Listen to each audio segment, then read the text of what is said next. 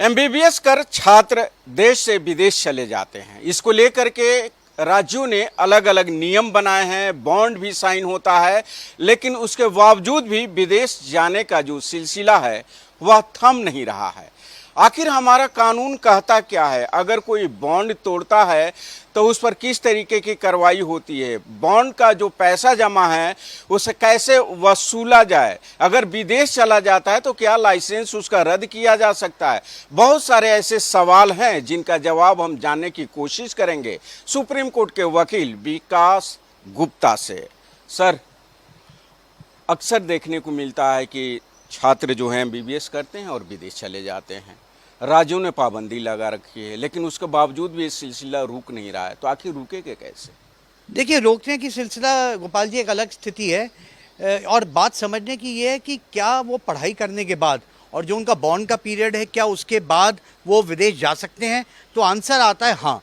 ऐसा कोई प्रतिबंध नहीं है कि अगर आपने एमबीबीएस यहाँ से करी है और आपने अगर बॉन्ड भर के दिया है कि जिस बॉन्ड की कंडीशंस रहती हैं कि आपको 1 साल 2 साल रूरल एरिया में या वहाँ पे काम करना होगा, उसके बाद आपको एक बात समझने की आवश्यकता है कि ऐसा कोई कानून नहीं है जो उनको प्रतिबद्ध करता है कि आप उस बॉन्ड पीरियड के बाद देश छोड़ करके विदेश अगर आप जाना चाहें तो आप जा सकते हैं। लेकिन अगर बॉन्ड के पहले ही चले जाएं तो? देखिए, तब स्थिति अलग आती है। तब बात ये आती है कि जो बॉन्ड का अमाउंट है, अलग अलग विभिन्न राज्यों में उनकी सीमा दर अलग है। कहीं पे 1 साल का बॉन्ड है, कहीं पे 2 साल का बॉन्ड है और कई कई स्टेट में 5 साल तक का भी है।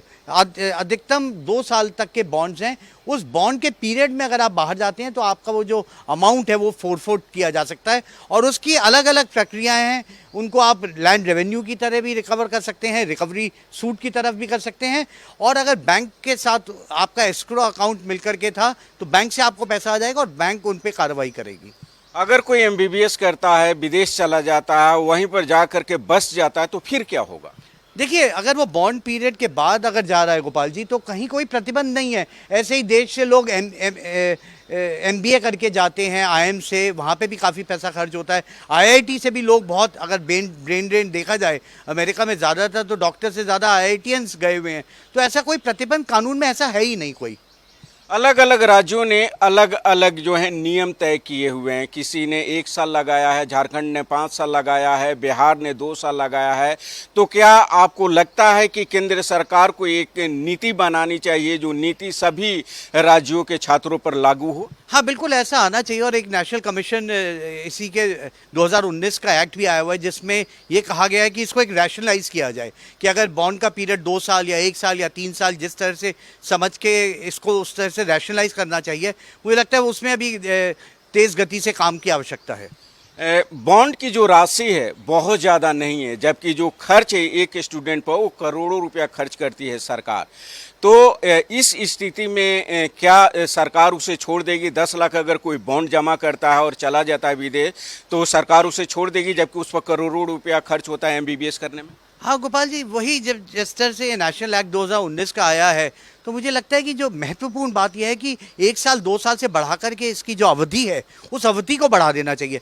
हम परमानेंट तो किसी को नहीं रोक सकते कि आप नहीं जाएंगे, लेकिन अगर जैसे सरकार ने 1.5-2 करोड़ रुपया एक एमबीबीएस को ट्रेन करने के लिए, एमडी को ट्रेन करने के लिए पढ़ाई में खर्चा किया है और तकरीबन मुझे लगता है अगर 3 से 4 साल तक संभवतः बॉन्ड का समय रहे कि आपको देश में रह के रूरल इंडिया में या कहीं और पे जाकर के आपको देश की सेवा करनी है मरीजों की, मुझे लगता है वो एक रीजनेबल कंडीशन है। और सुप्रीम कोर्ट भी निरंतर ये कहता आया है कि बॉन्ड अपने आप में अनकॉन्स्टिट्यूशनल नहीं है, लेकिन आप इसको अनरीजनेबल भी नहीं बना सकते।